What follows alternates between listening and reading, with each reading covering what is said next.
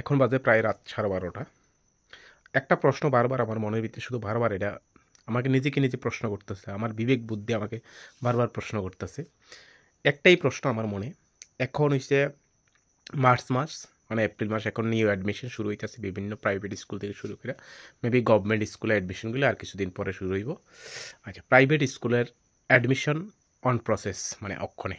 এখন আরও 1-2 মাস আগেতে প্রাইভেট স্কুলগুলি যে হারে গজাইছে বিভিন্ন জায়গায়, কোনো স্কুল খুব ভালো পরিমাণে শিক্ষা দিতেছে, খুব উন্নত মানের শিক্ষা দিতেছে, খুব ভালো একটা ফিউচার প্ল্যান বা এডুকেশন প্ল্যানটা যারা যেটা সিস্টেমটা আছে, এনভায়রনমেন্ট যেটা আছে, খুবই বেস্ট দিতেছে। এই কারণে আমরা যারা গার্ডিয়ানরা আছি, আমরা যারা ছেলে মেয়েদেরকে ভবিষ্যৎ নিয়ে পরিকল্পনা করি, আমরা যারা আছি বেশিরভাগই আমরা চিন্তা করি আমরা ছেলে মেয়েদেরকে প্রাইভেট স্কুলে পড়াইতে দেবো। প্রাইভেট স্কুলে পড়াই সেরা এর ভবিষ্যৎটাতে কিছু একটা উজ্জ্বল করা যাবে, হ্যাঁ, ভবিষ্যতে একটা এটা এস্টাবলিশ করার জন্য আমরা চেষ্টা করতেছি। তো ওই দিকে শুরু করে প্রাইভেট স্কুলেতে প্রতিনিয়ত যে হারে ভর্তির যে প্রসেসগুলি বিভিন্নভাবে চলতেছে, খুব ভালো দিক।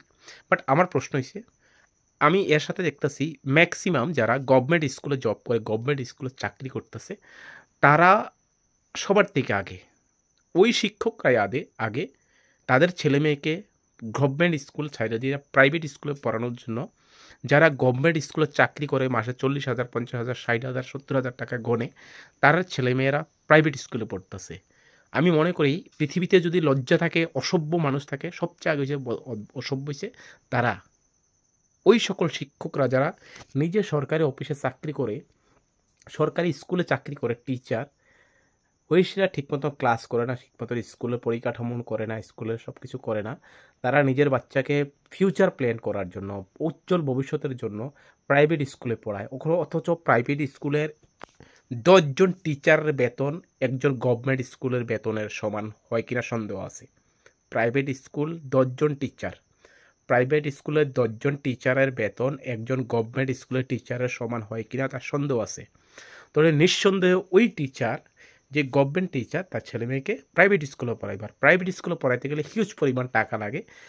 আরও হায়ার এডুকেশন বা উপরের ক্লাসে দিলে তো আরও বেশি পরিমাণে লাগে। আর বর্তমানে হচ্ছে কম্পিটিশন মার্কেট, টাকার উপরে ভিত্তি করে, টাকার উপরে কম্পেয়ার করে সেটা মানুষ মার্কেটে কম্পিটিশনে যাইতেছে। নির্লজ্জ তারা, যারা নিজেকে শিক্ষক হিসেবে দাবি করে, অথচ আমি কথাগুলো কইতে বাধ্য হইতাছি, কারণ তারা শিক্ষা ব্যবস্থাটা এত এত বাজে করছে যে শিক্ষা ব্যবস্থা, আমাদের যে সরকারি পরিকাঠামো, যে সরকার আপনার এত টাকা বেতন দিতেছে, এর পরিবর্তে আপনারা স্কুলে ঠিক মতন ক্লাস করেন না, স্কুলে ঠিক মতন যান না, স্কুলে স্টুডেন্ট থাকে না। এত লজ্জাজনক যার কিছু হইতে পারে না। আপনি স্টুডেন্টদের, এক একটা এরিয়ার স্টুডেন্টদের মোটিভেট করবেন কীভাবে গভর্নমেন্ট স্কুলে পড়াইতে হয়, কীভাবে এডুকেশন নিউ প্ল্যান বাইর করবেন, বিভিন্ন ধরনের আপনি পলিসি বাইর করেন, কীভাবে তাদেরকে ভালো কোয়ালিটি মানের শিক্ষা দেওয়া হয় না। আপনি অথচ আপনি নিজের বাচ্চাদেরকে প্রাইভেট স্কুলে পড়ান। কারণ আপনিও জানেন যে সরকারি স্কুলে শুধু আমি যাই টাকা আনতাম, আমি যাই সরকারের সুযোগ সুবিধা নিতাম, আমি যাই সাধারণ জনগণের ট্যাক্সের টাকা দিয়ে এসে আমার বউ বাচ্চাকে ভালো একটা লাইফ দেওয়ার জন্য। আর আমাদের সাধারণ নিরহ খেটে খাওয়া মানুষ, খেতে খামারে কাজ করি না, মানুষের ট্যাক্সের টাকায় আপনারা লক্ষ লক্ষ টাকা গুনেন, নেতা মন্ত্রীদের সাথে চাঁদা দেন, দিয়ে সেটা এইভাবেই করেন।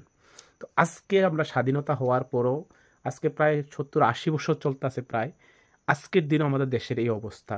আমরা পইরা আছি হিন্দু মুসলিম জাতির ধর্ম, ওই এই সেই কে কি করে। আরে ভাই, শিক্ষা ব্যবস্থা আজকের দিনে কোন জায়গায় আছে? শিক্ষা ব্যবস্থার যে কি করুণ পরিণতি, শিক্ষা ব্যবস্থার যে একটা অবস্থা আছে আজকের দিনে মার্কেটের ভিতরে, আজকের দিনে এই সমাজে, এটা নিয়ে আমরা চিন্তা করি না। কারণ আপনারা জানেন, কোনো রাজনৈতিক দল থেকে শুরু করে বিভিন্ন দেশের, যদি কোনো দেশের মেরুদণ্ডকে ধ্বংস করতে, ওই দেশের ভবিষ্যৎ প্রকল্পকে নষ্ট করতে হয়, যারা একনায়কতন্ত্র, একাই সর্বসেবা, সবচেয়ে আগে ওই সরকার কিংবা ওই দেশের মানুষ চাইবে, ওই দেশের যে পুঁজিবাদীরা, যারা পয়সাওয়ালা, যারা পরিচালনা করতে চায়, যারা পরম্পরা করতে চায়, তারা যাবে শিক্ষা ব্যবস্থার ধ্বংস করতে।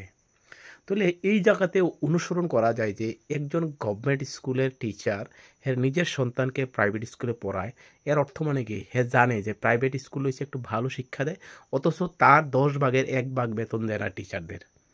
ওই শিক্ষকরাই এত ভালো মানের শিক্ষা দিতে পারে, অথচ ওই প্রাইভেট স্কুলের 10 জন টিচারের বেতন হয় একলা নেয়, অথচ নিজে ঠিক মতন ক্লাস করে না। তাহলে এই নিয়ে দেশের গণতান্ত্রিক অধিকার, এই নিয়ে দেশের শিক্ষার অধিকার, এই নিয়ে দেশের যে শিক্ষার অধিকার, যে সংবিধান আমরা দিচ্ছি, এটা নেই। এত লজ্জাজনক পৃথিবীতে আর কিছু হইতে পারে না, আমি মনে করি। সবাই ভালো থাকবেন, সুস্থ থাকবেন।